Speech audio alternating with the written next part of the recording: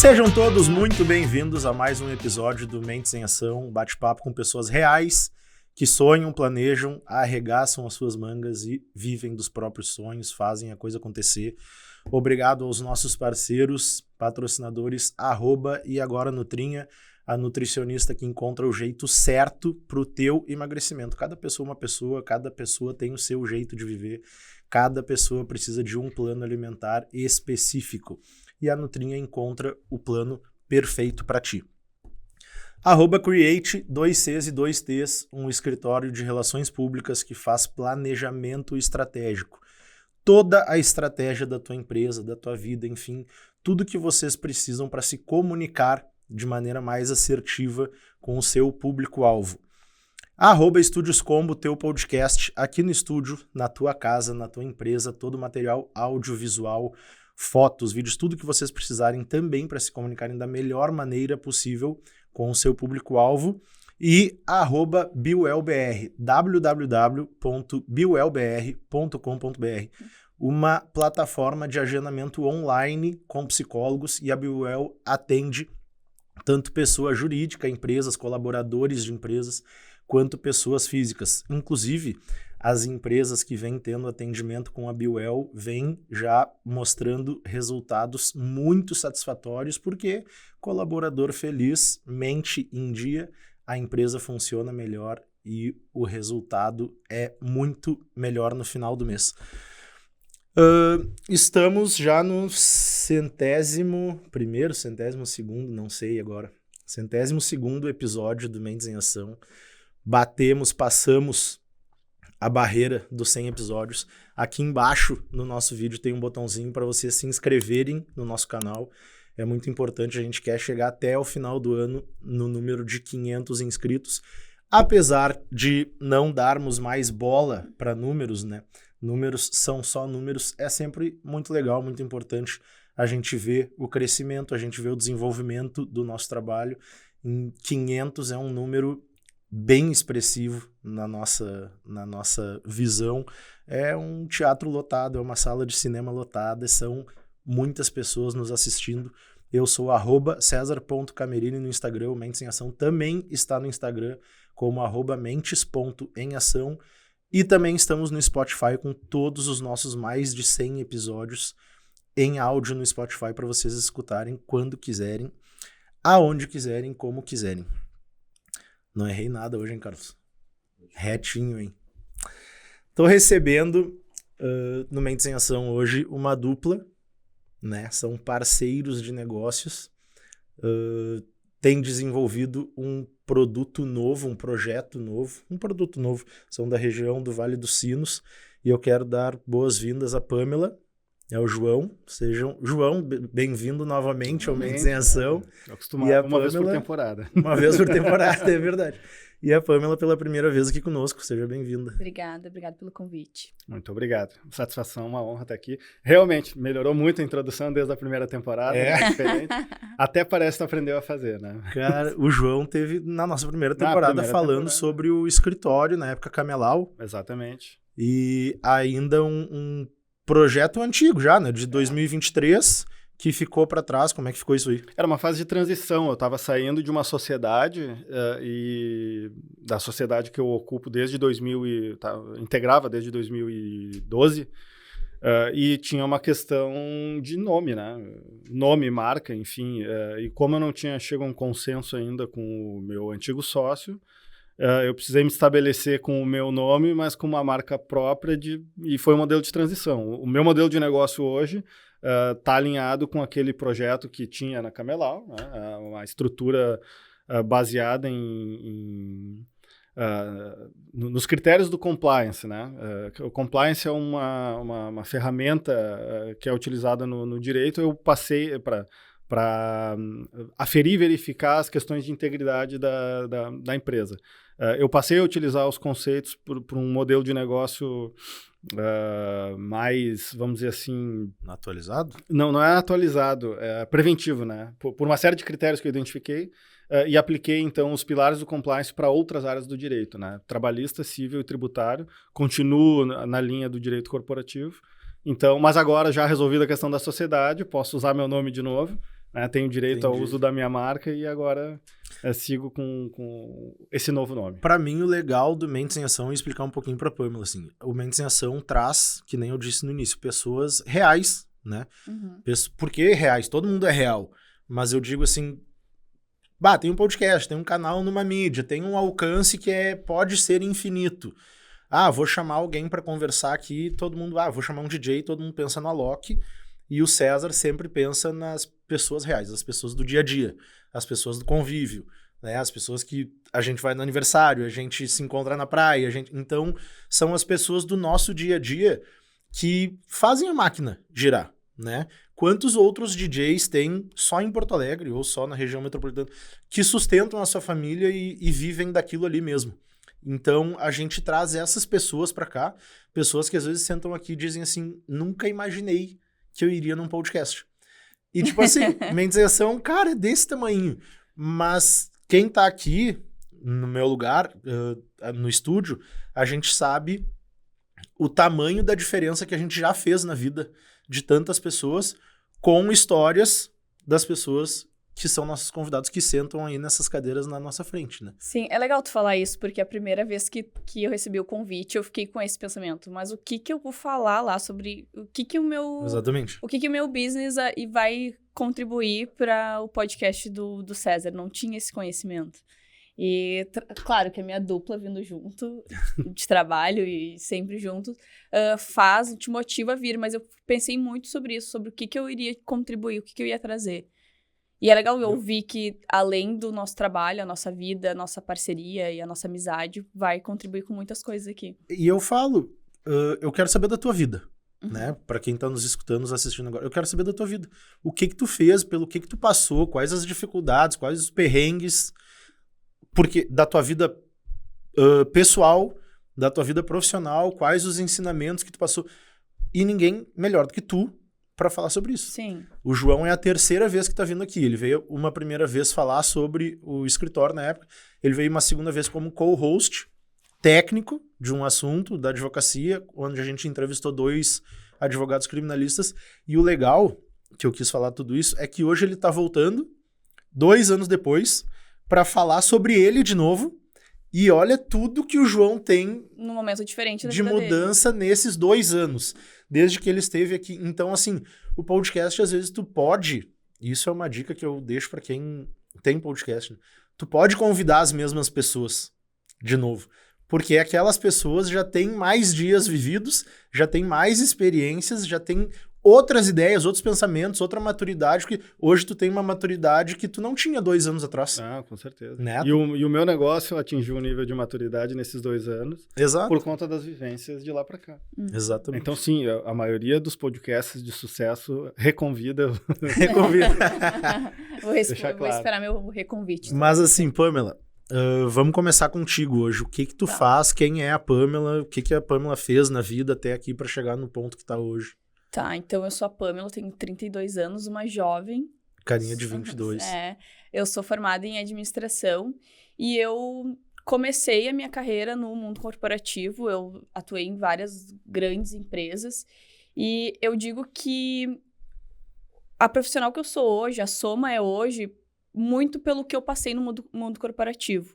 E tem uma experiência minha que eu digo que foi quem plantou essa semente de ser a Soma e de querer empreender na parte de BPO e de consultoria, que é o meu primeiro estágio na minha área foi na Gerdau, e eu tive a sorte em ter uma gestora, uma líder em que eu me inspirava muito.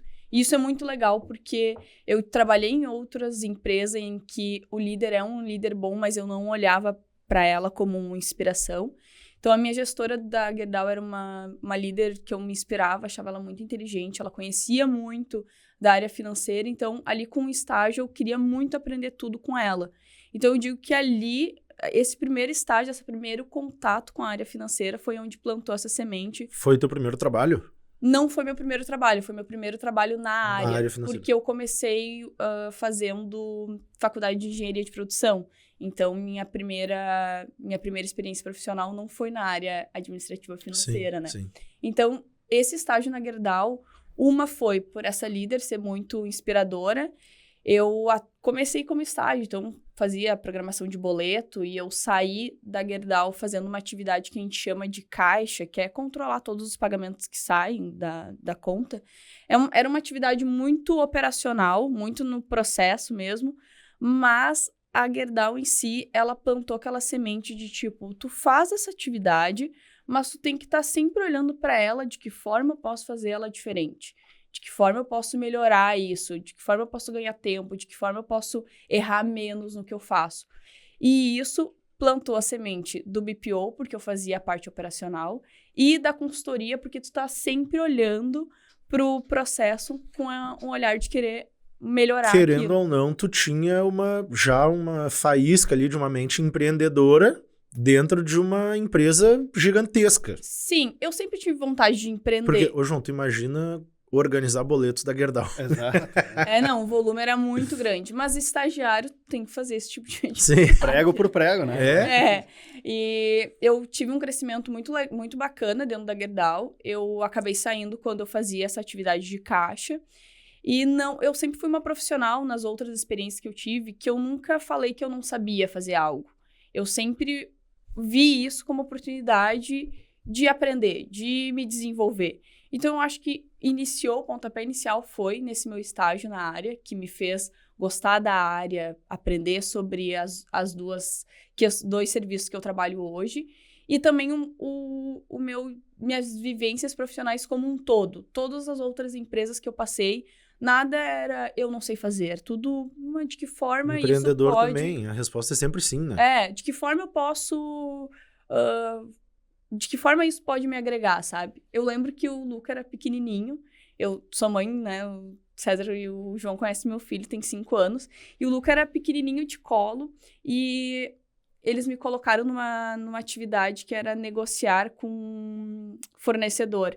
E eu não tinha tato nenhum para negociar. E eu fiz um curso de madrugada com o Luca bebezinho no colo para aprender a negociar, porque eu vi ali uma oportunidade de aprender uma coisa nova, sabe? Tu sempre fazia as mesmas coisas ligadas ao contas a pagar. Bom, estão dando uma oportunidade para eu aprender a negociar aqui, é uma oportunidade para eu aprender e me desenvolver. Cara, para mim isso é um tapa na cara. O que tu acabou de falar é um tapa na cara das pessoas que dizem que eu não tenho tempo para resolver e para fazer as coisas, né? João sabe, já faz uns 2 anos que o meu horário comercial, ele é só mais um horário dentro do meu dia, né? O meu horário comercial é das 7 da manhã até a meia-noite, né? Depois das 18, quantas coisas que a gente faz, quantas reuniões a gente faz, quantas coisas a gente desenvolve, pensa, tô com uma ideia, projeto, liga, fala, senta no computador, desenha. E eu vejo que muita gente reclama da vida, reclama de que, tô com pouco dinheiro, eu preciso de mais, o que eu vou fazer? Aí eu pergunto assim, o que tu faz depois das 18 horas? Eu descanso. Pô, rico, né? Não, luxo. E tu acabou de dizer que tu tinha um filhinho pequeno, de colo, e o teu horário disponível para fazer um curso, para te aperfeiçoar como profissional, era enquanto ele estava dormindo no teu colo, de madrugada. Mas eu falo, hoje eu tenho uma liberdade de horário. As pessoas confundem muito empreender com ter liberdade de horário e, eu trabalho menos. Eu trabalho muito mais hoje do que eu trabalhava no corporativo. Com certeza. Mas eu tenho a liberdade de poder levar o Luca na escola, poder, às vezes, almoçar com o Luca na escola, poder buscar ele na escola, desde que eu trabalhe da hora que ele dorme, das 9 até as 6 da manhã. Então, às vezes, isso tem que acontecer. Às vezes eu trabalho ainda de madrugada, mas o que compensa é eu poder viver esses momentos com o Luca. Antes, eu não conseguia levar ele todos os dias na escola. Antes, eu não conseguia buscar ele todos os dias na escola. Então, isso é um equilíbrio também. Eu consigo trabalhar em outros horários para poder viver esses momentos com ele. Quais foram as outras empresas que tu trabalhou depois da Gerdau? Eu trabalhei na Arezzo Co., que é no ramo calçadista. Depois eu trabalhei na cooperativa Sicredi, no administrativo, também no contas a pagar. E por último, agora minha última experiência foi no grupo A Schneider, que eles são donos da concessão da Honda aqui em Porto Alegre. Sim. E eu trabalhava numa empresa deles que fica no Mato Grosso. E por que tu resolveu sair do mercado corporativo e ter o teu próprio negócio, empreender? Eu digo que foram várias pequenas coisas, tá?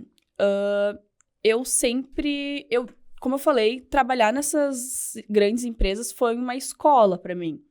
O BPO, como eu trabalhei muito no operacional, eu acabei me sentindo confiante em trabalhar com BPO. Então, eu sempre trabalhei em contas a pagar, contas a receber, fazendo todos os processos mesmo, fazendo pagamento, fazendo a conciliação bancária, vendo o que tinha de recebimento, organizando o fluxo de caixa, organizando, vamos receber tais valores agora, então vamos botar esses pagamentos para cá, fazendo renegociação com o fornecedor para colocar nos melhores dias de recebimento. Então, eu sempre atuei no operacional, então eu tive essa experiência com BPO. Na parte de consultoria, eu participei de um projeto que a gente chama de Lean Office, que é basicamente o mapeamento de todas as atividades de um setor. Então, eu participei do Lean Office do Contas a Pagar, então a gente mapeou todas as atividades, passo a passo de como era feito, e para identificar perda, identificar gargalo, sugerir melhorias. Então, isso me criou uma experiência e uma tranquilidade em trabalhar com isso fora. Como eu falei, eu sempre tive muita vontade de empreender e empreender na minha área. E a gente sabe que é difícil para algumas empresas hoje em ter um profissional com as experiências que eu tenho, ainda mais as pequenas e médias. Então, eu vi, nessa minha última experiência no mundo corporativo, eu me senti muito confiante em sair e me dedicar para isso, sabe? Me dedicar, usar tudo que eu aprendi para ajudar essas empresas a ter um bom profissional que olhasse para o negócio com as experiências que eu tinha, para ajudar a melhorar no processo, porque processo impacta diretamente no resultado da empresa. Eu tenho exemplos de cliente que não tinha suas categorias financeiras bem planejadas. Então, melhorar as categorias financeiras ajuda a ver o resultado de forma mais clara. Quanto de juros estamos pagando, como a gente pode melhorar isso, quanto de despesas fixas a gente tem, quanto de despesas variáveis a gente tem. Então, os números, analisar as atividades e os números é uma forma da empresa sair ganhando na área financeira. Dados, né? Dados. Então, foi isso, foi a coragem, a tranquilidade de ter essas experiências, de me sentir confiante para atuar nisso de forma independente, a vontade de empreender e essa vontade de querer ajudar as empresas que não podem ter uma profissional que nem eu de forma fixa, né, no CLT. João, o teu modelo preventivo, tu disse que tu vem reestruturando. Eu vou voltar na Pâmela depois, porque eu acho que a gente consegue fazer um gancho aí. Sim. Mas explica um pouco do teu modelo de negócio hoje, o que é o escritório focado no empresarial, como é que funciona? Eu preciso dizer meu nome e a minha idade? Fica tranquilo. Eu acho que sim, né? Eu tenho 39 anos recém-feitos, né? Mas o meu nome é João Victor, né? Meu nome é João Victor, tenho 39 anos, eu sou advogado corporativo. Eu estou no ramo, no mundo jurídico, trabalhando no escritório desde 2001, quando eu tinha 14 anos. Eu comecei a minha jornada atendendo o telefone no escritório, fiz toda a minha formação de ensino médio dentro desse escritório. Era um escritório que trabalhava com falências, recuperações judiciais, então basicamente direito empresarial. E depois eu cursei a faculdade, trabalhei em alguns escritórios, trabalhei em algumas repartições públicas e voltei para esse escritório onde eu fui sócio até o ano passado, trabalhando com o meu tio. O meu tio tem 40 anos a mais do que eu e, enfim, segui os passos dele, o modelo de negócio que ele tinha até então, que era um escritório de advocacia tradicional. Nós trabalhávamos com contencioso, basicamente ações judiciais, né? Tinha alguns modelos de consultoria, mas era consultoria específica estratégica para negócios. A partir de alguns eventos, e a pandemia é um marco bem robusto sobre uma alteração do modelo de interação da sociedade com o direito e do direito com o judiciário, algumas coisas começaram a mudar de verdade. O uso de inteligência artificial, massificação de algumas ações judiciais, isso foi afastando um pouco do lado humano, do julgador, do juiz, do próprio advogado em si. Eu comecei a identificar que não se conseguia mais ter sucesso só trabalhando no modelo reativo, ou seja, esperar a demanda chegar e trabalhar o problema a partir de quando ele já estava instalado. Porque era uma realidade de muitas empresas, mas eu interpretava que aquilo não precisaria ter acontecido se tivesse sido feito um trabalho de resguardo antes. E um dos principais indicadores que a gente tinha era que muitas vezes a gente analisava justamente o que tu falaste, os dados, né? Porque os dados são... os subsídios que nós recebíamos eram as informações da empresa. E em dado momento a gente perguntava, mas como é que vocês não viram isso aqui acontecer? Não tinha ninguém para fazer essa análise. Então, isso é um gargalo de muitas empresas. De muitas empresas. Tem muita empresa que só vai remediar o problema quando o problema acontece. Exatamente. E aí o fator pandemia nos afastou, né? Nos fez ficar em casa, e nesse momento eu comecei a interpretar um pouco diferente a sistemática do que ia acontecer dali para frente, porque nós sentimos impacto direto em contratos, todo mundo precisou renegociar contratos, todo mundo precisou postergar pagamentos, vencimentos, e eu falava isso para nós, o escritório, né? Como é que isso estava nos afetando. E eu comecei a, então, falar, a expandir a mente para esse entendimento de que as coisas iriam mudar e iriam mudar muito a partir dali. Falava com meu tio sobre isso e o meu tio entendia que haveria uma mudança, mas ele não queria mudar o sistema dele. E a partir, então, desse evento, a gente decide separar nossa forma de atuação e fomos fazendo uma transição para uma separação definitiva ao longo dos anos que se seguiram. Sim. Não quero dizer que ele queria ficar com um modelo ultrapassado, né? Não quero dizer que o modelo dele é ultrapassado. Tenho muito respeito pelo meu tio e muita consideração, né, pela oportunidade que eu tive de trabalhar com ele, aprendi muito, inclusive, mas eu entendia que mais coisas precisariam ser feitas. Então, aí eu identifiquei que haveria um nicho numa fase prévia do direito. Não que eu não confie no judiciário, não que eu não confie no jeito que as pessoas lidam, mas eu acho que tem muito mais advogados preocupados em faturar do que propriamente fazer o trabalho acontecer para o seu cliente, e às vezes nem tudo que está sendo debatido numa ação judicial precisava ter sido debatido, quer seja pela idoneidade das pessoas ou pela preparação, né? Então, a prevenção ela veio, na minha concepção, a partir de um estudo que eu fiz de uma especialização em compliance, onde eu identifiquei ali que os métodos, as métricas que levavam um programa de compliance a ser efetivo era literalmente desenhar ele, mapear a situação da empresa e aplicar. Só que ali nós estávamos falando pura e simplesmente de atos de corrupção, de prevenção de alguns crimes, né? Ou de alguns tratamentos para empresas que contratavam com o poder público, e eu olhei e disse assim, não, mas isso aqui serve para muito, muito mais coisas. Então, o direito do trabalho, que hoje é um problema sério para todos os empresários, regular preventivamente as relações trabalhistas, não deixando que aquela relação com aquele funcionário se transforme em um potencial problema, vai custar muito menos para a empresa sendo tratado de uma forma preventiva. E depois, se virar uma ação judicial, se aquela relação laboral virar uma relação judicial, eu vou ter muito mais dados, muito mais evidências para justificar a minha conduta como empresa e uma improcedência da ação de um pedido descabido.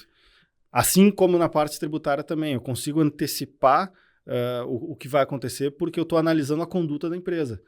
Então, a gente começou a sofisticar o trabalho, mudamos o panorama, o padrão de forma de cobrar e isso agradou muito as empresas, porque a gente trabalhou nas dores deles. Então, basicamente, é pela mesma razão que tu vai no psicólogo, pela mesma razão que tu vai na academia, no cardiologista, tu não quer que o problema aconteça para tratar ele. Tu previne ele e não deixa O famoso Projeto Verão. O Projeto Verão. É isso aí. Tem uma questão, eu ia te perguntar, acabou de me fugir porque eu falei do Projeto Verão. Lembrei. Normalmente, o que se diz pelas ruas, assim, é que, cara, ação trabalhista é causa ganha pro funcionário. Hoje a gente pode entender que isso mudou nesse teu formato? Eu posso falar por mim, né? O meu formato, sim, ele apresenta dados sólidos de que a execução de um protocolo de prevenção traduz em eficiência em defesa de ação judicial. Eu tenho um caso, tá, de um cliente que desde que eles adequaram a conduta da empresa para a nossa proposta, desde que a gente identificou os riscos potenciais deles, eles executam a nossa proposta, eles têm zero procedências, eles têm zero condenações na Justiça do Trabalho. Já tiveram ações que causa ganha para a empresa, no caso. Já tiveram ações em que a empresa não perdeu, que a reclamatória trabalhista foi julgada improcedente. E esse é o nosso objetivo. E é sempre uma comemoração para eles, porque nesse caso em específico eles falam, mantemos o nosso índice zero aqui. Porque realmente eles executam 100% das nossas recomendações, eles são muito sérios, eles tratam os colaboradores dele com dignidade e com a realidade da relação comercial. Eles têm pessoas que trabalham lá, que são CLT, são contratados da empresa, eles contratam empresas para prestarem serviços para eles e tratam eles como empresários, como de fato são. E então essa diferenciação ela foi muito bem recebida pelos juízes que julgaram estes processos, porque todos eles identificaram que haviam evidências de que a empresa agia de forma coesa na condução das suas relações. Sensacional. Exatamente. Em algum momento aí da vida, a Pamela vem do mercado corporativo, o João vem de uma linha empreendedora desde sempre, porque ter um escritório é um empreendedorismo, mas, salvo se eu estiver enganado, vocês me corrijam, quando a Pamela decide largar o mundo corporativo e abrir o próprio negócio, é a aproximação de vocês profissional. Acho que o João te encorajou a ir por esse caminho ou nada a ver? Sim. Eu tive várias longas conversas com o João sobre isso. E quando eu apresentei para ele o que eu estava pensando, a ideia da Soma no início e a ideia da Soma agora tem muito conselhos do João, né? Eu expliquei para eles o que eu tinha de experiência e o que eu estava pensando, né? Eu pensava que o BPO é o meu serviço que eu conseguiria vender com mais facilidade, e ele me trouxe a ideia de botar consultoria também, porque a gente conseguiria trabalhar juntos. E hoje, muitos clientes que a gente trabalha junto é ligado na consultoria, né? Porque analisando a parte operacional, eu consigo ajudar o João a também ter melhores resultados no trabalho dele. Um complementa o outro. Um complementa o outro, isso. Mas assim, a Soma do início e a Soma agora tem muito das nossas conversas. Resumidamente, o que é o BPO? O BPO é a parte operacional financeira. Então, esse serviço que eu presto é literalmente fazer o teu contas a pagar, teu contas a receber, tua conciliação, teu fluxo de caixa e mais algumas outras atividades que para alguns clientes é mais personalizado, assim. Então, eu vou pegar o teu contas a pagar do César e vou fazer. Eu vou controlar teus pagamentos. Todos os dias vou entrar no teu DDA para ver se tem pagamento, programar esses pagamentos, te mandar, César, hoje tu teve esses tipos de pagamento, eu já coloquei lá no banco, é só tu entrar lá e fazer a aprovação, tu teve esses recebimentos, e daí eu te mando a conciliação do que realmente pagou, se tu estava previsto para pagar isso. Então, eu realmente hoje, tu tinha previsto pagar esses 5 pagamentos, e realmente é o que está lá no banco, eu paguei. e fazer o teu fluxo de caixa. Ó, tu vai ter um recebimento, vai ter grandes recebimentos no dia 20, tu tem grandes pagamentos perto do dia 20, se não for no dia 20, eu entro em contato com os teus fornecedores para fazer essa negociação, ou com os teus clientes para antecipar esses valores, ou enfim, para negociar com os fornecedores. Esse é o BPO, é bem a parte operacional do teu financeiro. Eu, como dono da empresa, preciso me preocupar em vender. Isso, por isso que eu falei que o meu foco é média e pequenos. Geralmente, essas empresas, quem faz o operacional é o próprio empreendedor. Sim. Então, eu digo que o meu trabalho, né, o meu serviço prestado, vai te ajudar a ter tempo de tu focar mais na estratégia do negócio e no crescimento do negócio, enquanto eu vou estar deixando o teu financeiro organizado. Redondinho. Eu geralmente não, todos os clientes eu faço uma reunião por semana para mostrar o fluxo de caixa. Ó, o fluxo de caixa da próxima semana é esse. A gente tem esses pagamentos, tu tem esses recebimentos. Vai ter alguma coisa extra, tu quer que eu negocie alguma coisa. Então, é jogo rápido. 15, 30 minutos dessas conversas para a gente poder alinhar a semana. E eu trabalho bem de forma independente, mas sempre mantendo... Mesmo que tu não tenha pagamento no dia, eu vou te mandar um relatório do teu financeiro. Ó, César, hoje não teve pagamento, mas teve recebimento, não teve pagamento, não teve recebimento, mas tá aqui teu fluxo de caixa atualizado. Todos os dias eu entro nos teus dados para te manter atualizado do teu financeiro, para que tu fique tranquilo e possa se dedicar para a estratégia do negócio. O medo de largar o corporativo, que é o certo, é o salário certo no fim do mês na conta, para a parte que o João senta aqui na tua frente, te encoraja também e diz, vamos fazer assim, e aonde foi, João, que isso provavelmente numa relação de amizade ali entre vocês, somos amigos, vai por esse caminho, faz isso, faz aquilo, e aonde que o João enxerga, ou foi a Pamela que enxerga, entende que vocês, temos aqui uma possibilidade de trabalhar juntos, né, atender clientes juntos. Como é que foi esse desenvolvimento para vocês juntarem o direito empresarial com os serviços financeiros? Não teve medo ainda, tá? Não? Não. Pô, não, tem. Privilegiadíssima.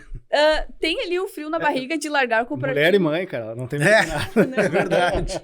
Tem ali um frio na barriga de sair do mundo corporativo, mas a empresa que eu tava trabalhando, eu digo que foi a melhor empresa que eu trabalhei na minha vida. Meu ex-chefe que escute isso. Eles já sabiam que eu ia ter que sair da empresa, porque eu cuidava de todo o financeiro de uma das empresas do grupo que ficava no Mato Grosso. E eles decidiram levar essa pessoa, que era o meu papel, pra lá, porque como era fazenda, ter a pessoa mais próximo era melhor. Sim. Então, eles me avisaram com muita antecedência que ou eu iria pra lá, ou eu iria sair. Não tinha a menor possibilidade de eu me mudar pro Mato Grosso por causa do Luca. Então, eu optei por sair, então eu já vinha pensando nisso, trabalhando, mas pensando nisso. Então, teve o frio na barriga, mas eu não tive ainda aquele arrependimento de estar fazendo o que eu faço. Eu acho que o empreendedor não se arrepende. Tá? Não. Eu acho que, quando eu te fiz essa pergunta, é o que... Cara, Brasil, é o que muita gente, eu acho, pensa. Todo mundo quer trabalhar para si. Né? Eu não... Claro que tem gente que pensa, não, eu vou trabalhar numa multinacional, vou ter o meu salário garantido no final do mês, é o que eu prefiro. Ok, tá tudo certo. Mas quem tem essa veia empreendedora e tem um emprego, tem um salário fixo, normalmente passa por essa angústia, essa ansiedade de eu não quero mais estar aqui. Eu não quero mais estar ganhando só o meu salário, os meus benefícios no final do mês. Porque eu sei que se eu sair, for pra rua e tiver um negócio, eu vou ganhar 6 vezes mais. Vou ganhar 8 vezes mais, 10 vezes mais. Esse é o frio na barriga de, mas e se não der? Tu teve isso? Sim, tenho. Mas a gente tem que acreditar na gente. Ela veio tendo no carro. Ela veio tendo no carro. Como eu falei, eu tenho consciência do que eu faço muito bem. Então, eu tenho esse medo, mas eu sei que se tu me contratar, eu vou fazer um bom serviço. E tu vai ficar comigo por muito tempo. Então, tenho esse medo, sim, até porque eu tenho uma criança que depende de mim. Não pode dar errado, né? Não pode dar errado, e eu acho que o segredo é ter só esse plano, sabe? O meu único plano é esse, eu não tenho plano B. Eu tenho que dar certo nisso. Isso é interessante. Então, é isso que eu tenho que fazer. E como é que vocês enxergaram ali a possibilidade de trabalhar juntos? Então, tem que contextualizar, né? A conversa, ela parte de uma situação de amizade, né? Então, assim, bom, vou dizer que vocês dois me conhecem, vocês sabem que eu sei separar muito bem as minhas relações pessoais das minhas relações profissionais, e isso eu realmente faço bem, eu tenho orgulho de mim nisso. Mas nós estávamos num momento de confraternização, acho que a gente estava na praia, falando sobre isso, e a Pamela estava me contando, olha, vai acontecer tal movimento na minha vida profissional, não sei o que vai acontecer, e eu tô pensando se eu não conseguir me recolocar no mercado de imediato, eu tô pensando em fazer isso por conta. E aí a gente já vinha conversando durante o final de semana sobre o que era o trabalho, eu também precisava perguntar o que é o BPO, o que é a consultoria, aonde fecha isso. E enquanto a gente foi falando, a minha mente foi expandindo. E aí eu falei para a Pamela, a gente estava sentado, acho que uma varanda lá, e ela falou um troço e disse assim, nossa, tem tanto cliente meu que se tivesse tido o teu trabalho bem executado, sequer teria precisado do meu. E aí eu fui comentando alguns casos, eu tive um cliente que foi assim, assado, que o problema dele ali era o seguinte, era uma boa empresa, era uma boa companhia, bem estruturada, tinha um bom produto, mas, como a maioria das empresas, o proprietário, sócio, ele toca o negócio e toca essa parte operacional financeira também. Porque há uma tendência da gente não confiar nas pessoas ou não confiar que eles vão fazer tão bem quanto a gente faria. E como é o teu dinheiro, é o que sustenta a tua família, tu trata aquilo com muito mais cuidado. Mas nós precisamos entender que em dado momento a gente precisa de ajuda. E foi isso que eu falei para ela. Olha, por que tu não replica isso? Ao invés de trabalhar para uma empresa, né? Por que tu não faz uma consultoria para várias empresas? E te transforma tu na dona do teu negócio, ajudando várias empresas e não só uma. E aí eu vi que acendeu a luz assim no olho dela, brilhou. E me fala mais sobre isso. Dinheiro. Assim, e eu disse assim, olha, eu preciso entender mais do teu negócio antes, mas a primeira coisa que eu vou te dizer assim, segunda-feira, o meu escritório tem uma sala, tem mesa, tem computador, tu pode ir para lá e começar a montar o teu negócio e fazer ele rodar a partir de lá. Então, tu não precisa te preocupar com despesa, com isso, com aquilo. Tu tem um lugar e começa o teu negócio. A diferença do que eu vi na Pamela é que ela pegou aquilo, foi lá e fez. Ela só disse assim, ok, eu quero.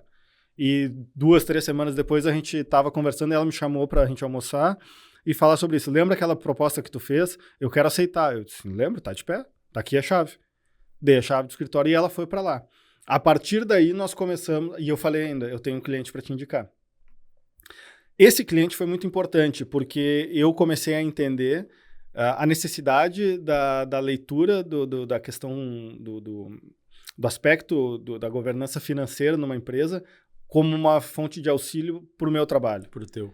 E, assim, a minha virada de chave, tu perguntou antes, começou lá atrás, quando eu fui trabalhar em um grande contrato que me fez estudar, me fez mergulhar nas finanças corporativas, entender uma série de conceitos que existiam ali, e aí eu entendi que o trabalho do advogado, o trabalho do RH, o trabalho de todo mundo que compunha uma empresa, era participar do processo final, que era a venda do produto. Então, o que eu precisava fazer? Eu precisava entregar com agilidade e perfeição os meus contratos, as minhas revisões, as minhas recomendações, para que o gestor levasse aquilo para o comercial e o comercial botasse na rua como venda. É uma engrenagem. Sim. E aí eu disse assim, mas o financeiro também depende disso. E como é que o financeiro, nesse caso, nesse primeiro cliente que eu indiquei para a Pamela, que contratou ela, e assim, é revolucionário mesmo, a saúde, a forma da empresa hoje, nesses, acho que tem 6 meses aí, Sim. É outro, sabe? É como se ela tivesse feito uma cirurgia plástica, tivesse com o rosto totalmente, não é harmonizado, porque era uma harmonização sai, dá pra tirar. Sim. Não, ela mudou mesmo, tá? Cara, deixa eu fazer um parênteses nisso que a gente falou da engrenagem, e é muito importante, eu gosto quando eu tenho a oportunidade de explicar isso durante todos os episódios. Eu sou relações públicas. E eu gosto de deixar bem claro, porque tem muita gente que não sabe o que é o relações públicas, não sabe o que relações públicas faz. Como tem muita gente que acha que o advogado é só a parte jurídica, como tem muita gente que acha que o financeiro é só pagar boleto, não é, né? E vocês falaram agora, o financeiro é uma parte da empresa, o jurídico é outra parte, o comercial é outra parte, mas tudo isso daqui gira para vender um produto. Sim. Exatamente. E o relações públicas é o cara que senta com o advogado e escuta o advogado falar de maneira técnica, da maneira do advogado falar, bem técnico mesmo, leva isso para o comercial, faz o comercial entender o que o advogado está falando, senta com a pessoa do financeiro, faz o advogado entender o que a pessoa do financeiro está falando, porque normalmente quando a gente está em muitas pessoas, cada um fala uma língua. Cada um fala a sua língua técnica, da sua área de atuação. E o Relações Públicas é aquele cara que é como se fosse o tradutor, sabe? Faz todo mundo, senta aqui, vamos falar a mesma língua, comercial, vende isso daqui. É assim, tem que ser desse jeito. Sim, puxando uma das coisas que o João falou, nessa nossa primeira conversa, ele me fez exatamente a pergunta de um comentário que ele fez aqui. Tá, mas como o empreendedor vai confiar em entregar o financeiro para ti? E como eu falei, eu falo isso muitas vezes, o mundo corporativo para mim foi uma escola.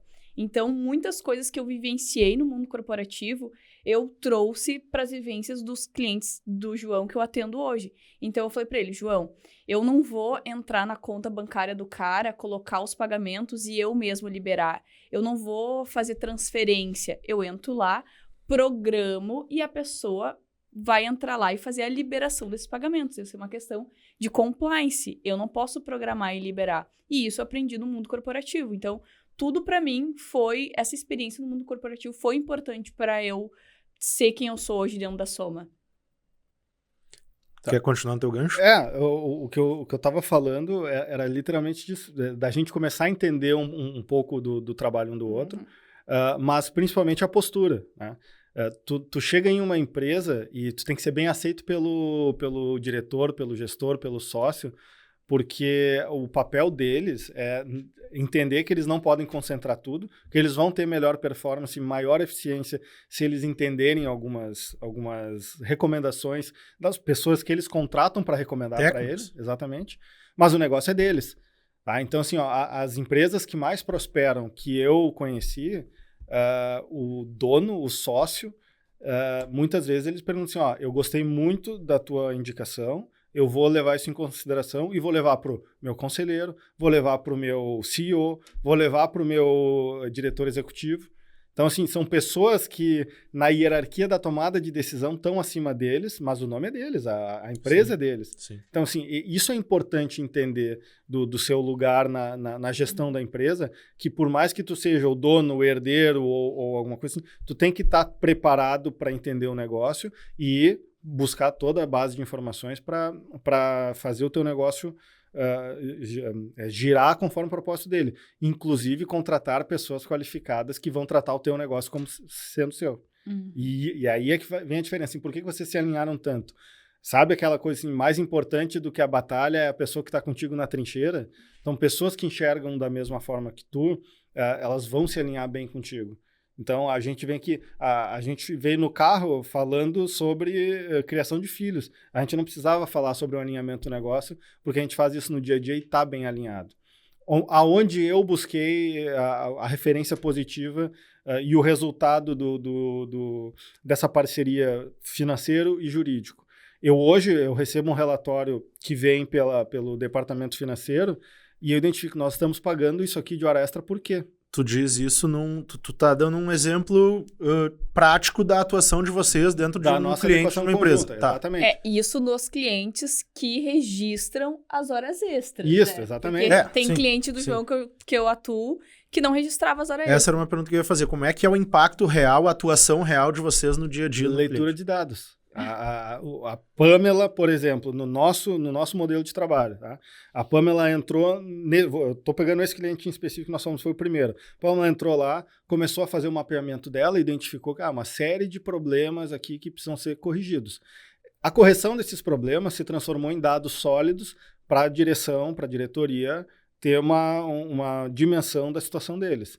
E a diretoria trouxe esses dados para o jurídico. Eu disse, não, mas olha aqui, nós estamos pagando um tanto de horas extras, nós estamos pagando um tanto de impostos aqui, a mais do que a projeção, porque são as multas, são os juros. Então, E aí nós começamos a conversar, e o que está acontecendo aqui, ó? Por que é que a projeção financeira deles não está acontecendo? A análise financeira veio assim, porque esse é o gargalo deles. Tem uma diferença entre o comercial e o operacional. Ou seja, o que está sendo vendido não está sendo entregue dentro do tempo. Então, ou eles têm que revisar a proposta comercial deles, né? Ou eles têm que aproximar a execução. Para quê? Para que aquela receita seja real, que ela efetivamente ocorra. E aí, não passa pelo financeiro fazer a adequação da parte da execução, mas eu posso auxiliar eles. Olha, nós precisamos remanejar a pessoa que está cuidando disso na empresa. Nós precisamos fazer uma alteração no organograma da empresa para melhorar essa performance. Então, o meu trabalho, ele começa a tomar forma com os dados que eu vejo que vêm também do financeiro. Tem uma série de outras questões que não vêm do departamento financeiro, mas aí eu tenho outras fontes. Então, assim, com a conjunção do jurídico preventivo que a gente faz com esse serviço financeiro qualificado, eu tenho uma fonte de dados muito rica e consigo dar uma maior dimensão para o meu trabalho. É importante, desculpa. Pode falar. Mas é importante dizer que quando a gente fala sobre consultoria financeira, as pessoas acham, ela vai me ajudar a fazer investimento. E a minha consultoria financeira, ela é ligada no operacional. Então, eu vou mapear tuas atividades da área e ver como está sendo feita as tuas atividades e te indicar o melhor para fazer. Hoje tu faz o teu contas a pagar assim. Mas se tu fizer assim, conforme as minhas vivências, tu vai ganhar mais tempo. E esse analista que está fazendo essas atividades, porque às vezes eu ofereço só meu serviço de consultoria. A empresa tem uma pessoa que faz a parte de BPO.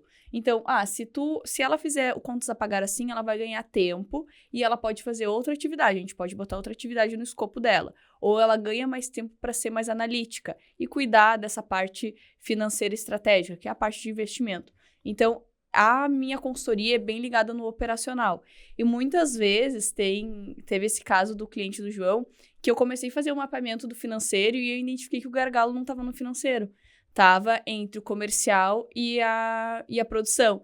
Então, eu não olho só para o financeiro. Quando eu estou atuando, eu acabo olhando como um todo. Eu não tenho exatamente a experiência nas áreas comercial, nunca atuei.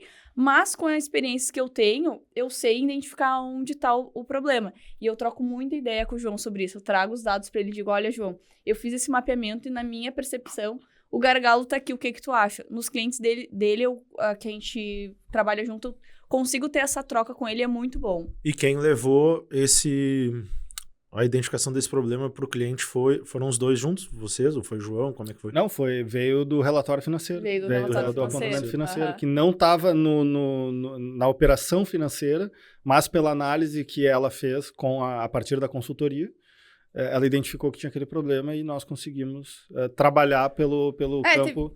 Óbvio, é uma reestruturação societária, teve que haver um reajuste entre os sócios, entre os encarregados, e aí também veio da parte jurídica. Mas eu só tenho a informação porque alguém foi lá dentro, nos processos internos da empresa, e identificou. Então foi assim, de valia, é quase como tu tá procurando assim, mas eu não tô entendendo o que tá acontecendo, que eu tô sempre doente, eu tô sempre gripado, é amidalite, não é? Não, aí o médico falou assim, não, tu tava com um cisto, sabe? Aquela investigação profunda. Eu vou fazer para vocês a pergunta do milhão agora, tá? Porque eu acho que ela é mais da minha área, mas a minha área vai sempre abranger toda e qualquer área, porque, né, comunicação. Ainda bem que eu trouxe o meu advogado, ele pode responder qualquer coisa. O mercado em si, os empresários, eles já entendem a importância dessa prevenção, tanto financeira quanto jurídica, ou vocês entendem que ainda precisa haver uma educação nesse sentido para eles? Então, na minha área, eu até vou trazer um exemplo aqui de um cliente que eu atendo. Na minha área, as pessoas... Esse cliente me trouxe que ele quero reduzir custo. Eu quero que tu faça uma análise do meu financeiro, eu quero reduzir custo. E a gente entendeu que, na verdade, os custos não estavam sendo classificados de forma certa. Então, ele estava perdendo valor em lugares que ele não precisava. Pagando juros, pegando empréstimos e pagando taxas altas. Então, fazer uma reavaliação disso. Então, eu acho que as pessoas sabem que ela precisa desse serviço, mas elas estão olhando para a direção errada. E o meu serviço é trazer elas para o que realmente importa, para os dados que realmente importam. Então, eu acho que sim, mas que talvez olhando para a direção errada. E o que tu acha? Eu diria exatamente assim, os empresários, as pessoas, elas sentem dor. Tá? Então, eles sabem que tem um problema. A questão é a dificuldade de confiar. Né? E esse é um estigma que a gente tem que trabalhar, e a gente só consegue trabalhar apresentando sucesso. Né? Se tem que haver uma conscientização maior, eu acho que já existe. É muito louco, é muito doido tu ter que empreender no Brasil. Eu tô falando isso e eu acho que todo empreendedor vai concordar comigo. Porque tu tem um sócio oculto que tu tem que pagar sempre, que é o governo. Então, tu tá com o fisco, tá olhando para tua atividade, tu tem que classificar, recolher os teus impostos e pagar em dia, porque tu precisa dar essa contrapartida para o governo. Tu tem o aspecto trabalhista, tu tem o próprio entendimento, né, jurisprudencial sobre algumas questões, a depender do teu segmento, que te impactam. Então, assim, tem que ser louco. O resultado vem, mas tu parece que está sempre devendo. E tem alguns empresários que às vezes assim, olha, que arrependimento ter começado esse negócio, porque agora eu não posso mais fechar, porque eu tenho 100 funcionários, ou seja, 400 pessoas mais ou menos dependem diretamente de mim. Exato. E tu não consegue sair. Mas eu acho que está muito atrelado à questão da confiança. E convergência de interesses, né? É muito difícil, foi mais difícil no início, hoje está sendo muito mais tranquilo propor o nosso modelo de negócio, porque eles já nos enxergam não como uma pessoa que está lá querendo só faturar os honorários. Eles entendem que o propósito efetivo é fortalecer a empresa deles. Era isso que eu ia perguntar. Na captação de clientes de vocês, porque vocês têm que fazer captação de clientes, é uma dificuldade sentar na frente das pessoas e falar em prevenção? Ou vocês precisam convencer eles da prevenção, ou eles já sabem da importância dessa prevenção no seu negócio? Entendeu? Assim, saber, eles sabem, mas parece que é uma coisa que está oculta lá no íntimo. Tá? Então ficou mais fácil de falar, porque a gente aprendeu o jeito de falar. Sim. E a gente tem exemplos para trazer. Aí que tá, Exato. nós temos exemplos. Então, assim, nossa, quando eu falo esse caso desse cliente, assim, zero, nenhuma reclamatória trabalhista julgada procedente, nenhuma. E eu tenho as sentenças para mostrar que é isso aí. Sim. Os relatórios estão lá. E sentenças que fazem menção à organização interna, estrutura interna organizacional da empresa, permitiu demonstrar que cumpriu todas as normas trabalhistas. A gente está no próximo do encerramento. Eu tenho 2 perguntas finais para vocês, que elas são mais pessoais, assim. O que motiva vocês fora do trabalho? Não vai chorar. Eu já falei várias vezes dele aqui, meu filho, então participar de momentos simples e importantes da vida do Luca e estar com a minha família. Vocês conhecem, eu tenho uma aproximação, tenho uma relação muito boa com os meus pais e com a minha família no geral, então estar com eles, não só nos momentos importantes, estar no simples também. Como eu falei antes, buscar o Luca na escola, levar o Luca na escola, poder almoçar com ele, isso é o que me motiva fora do negócio. Eu também, a minha motivação é o Enzo, né? O Enzo tem 10 anos e eu aprendo com ele todos os dias, ter momentos com ele, mas assim, preparar a vida para ele, para que ele esteja preparado para encarar a vida é o que me faz feliz, né? Mas eu acho que isso hoje está associado com o trabalho. Porque, inclusive, ele me perguntou ontem foi segunda-feira, eu estava levando ele para a escola de manhã cedo e ele estava com sono e ele me perguntou, pai, tu gosta de trabalhar? E assim, a resposta que eu queria ter dado para ele foi, sim, tô gostando. Mas eu respondi que eu gosto. Porque, de fato, eu passei por um período em que eu olhava pro direito e dizia assim, não, eu vou abrir um restaurante, esquece. Não dá mais, isso aqui não tá dando. Porque eu fazia um trabalho, assim, que eu considerava o trabalho mais perfeito do mundo e eu via que não tinha sido apreciado com a menor profundidade, talvez nem sequer pelo juiz, naquele caso em específico. E era assim, era como se eu tivesse rasgado todo aquele tempo. Então, eu estava extremamente desgostoso com isso. E aí, quando eu passo a trabalhar nesse modelo que eu estou trabalhando, a gente vê assim, passa a vida inteira procurando teu propósito. E eu entendi o meu. O meu é esse, assim, o meu propósito é fortalecer as empresas. Eu quero que todo empresário trabalhe com a certeza de que eu tenho retaguarda, eu estou fazendo a coisa do jeito certo, e lá na frente, se der problema, eu tenho escudo, vai dar tudo certo, eu tô garantido, eu estou protegido. Esse é meu propósito. Então, é fortalecer as empresas. E aí eu falei para ele assim, sim, eu gosto de trabalhar, mas o que eu queria dizer é eu estou gostando, porque eu voltei a gostar muito de trabalhar. Então, assim, o que me motiva está sendo trabalhar, eu estou sempre pensando nisso. E pensando na pergunta dele, assim, uma resposta muito objetiva também seria: adultos não fazem só o que gostam, né? Sim. Não. Adultos fazem o que precisa ser feito e não estamos falando só de trabalho aqui. Sim. Exatamente. Né? E o aprendizado que a jornada empreendedora trouxe para vocês sobre pessoas e sobre relacionamentos. O meu trabalho não depende só de mim. Ainda mais a consultoria. É um trabalho em conjunto, então eu dependo das pessoas.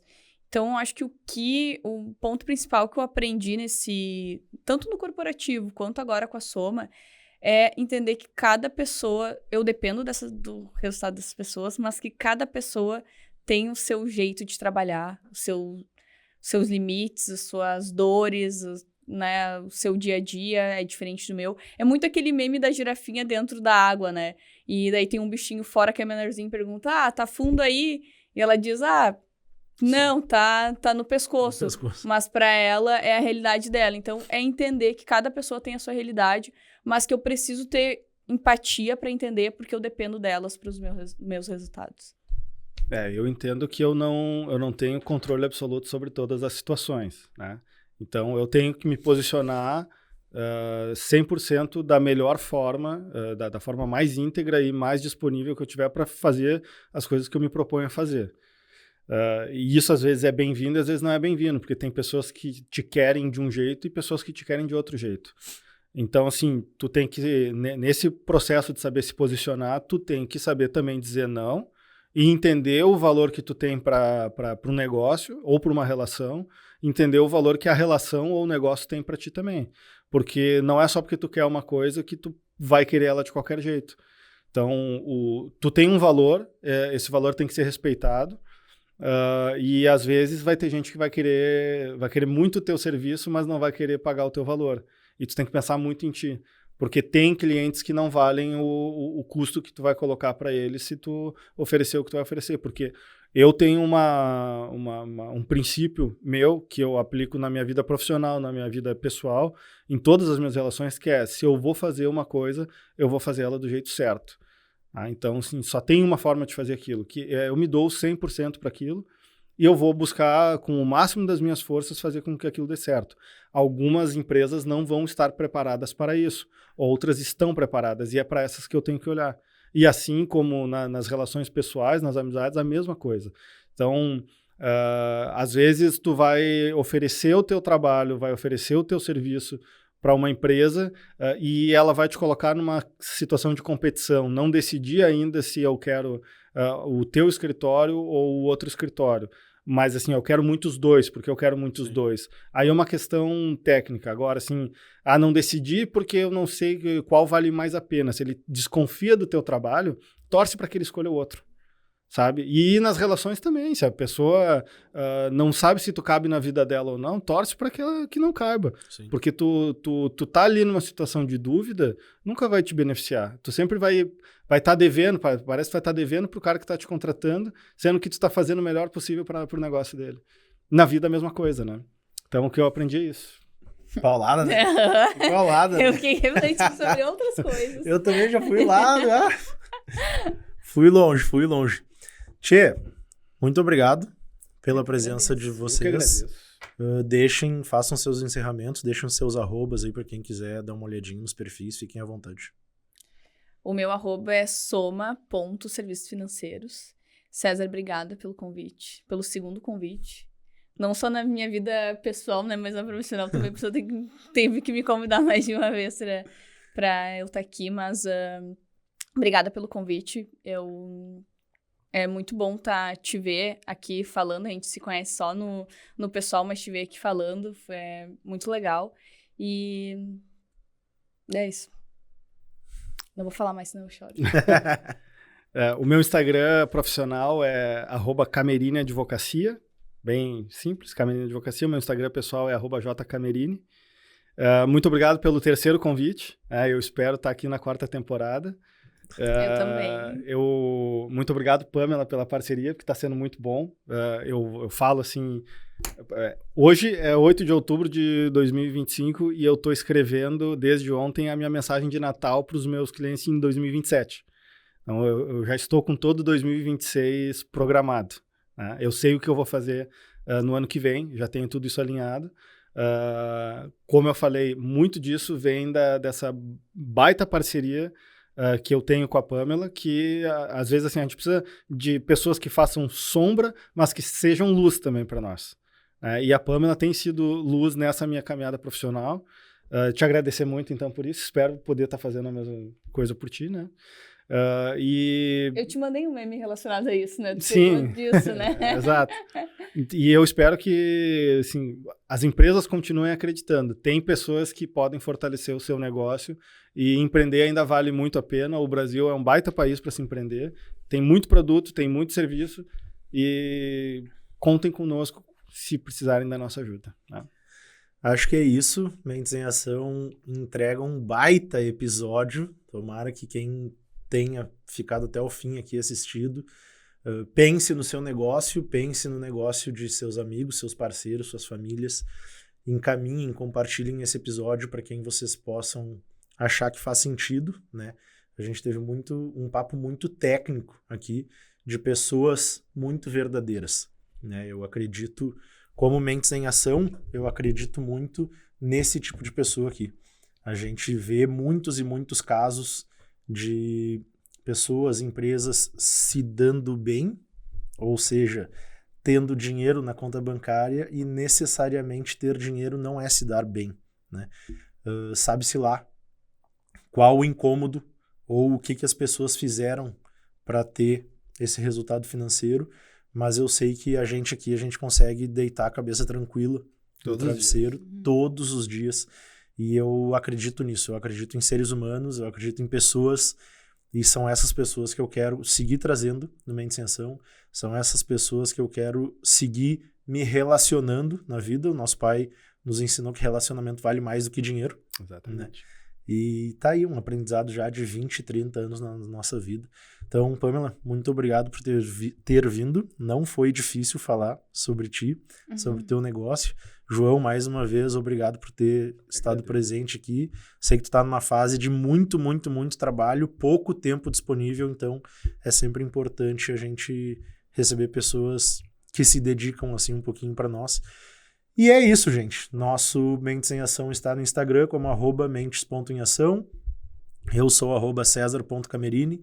Estamos no Spotify, para quem não escutou antes, estamos no Spotify com nossos mais de 100 episódios. Todos os áudios para vocês escutarem quando cozinham, quando treinam, quando dirigem, fiquem à vontade. E seguimos, seguimos o nosso caminho, e ano que vem, 4ª temporada. Fica o questionamento, como vai ser a 4ª temporada do Mentes em Ação? Algumas coisas vão mudar. Até mais, até a próxima.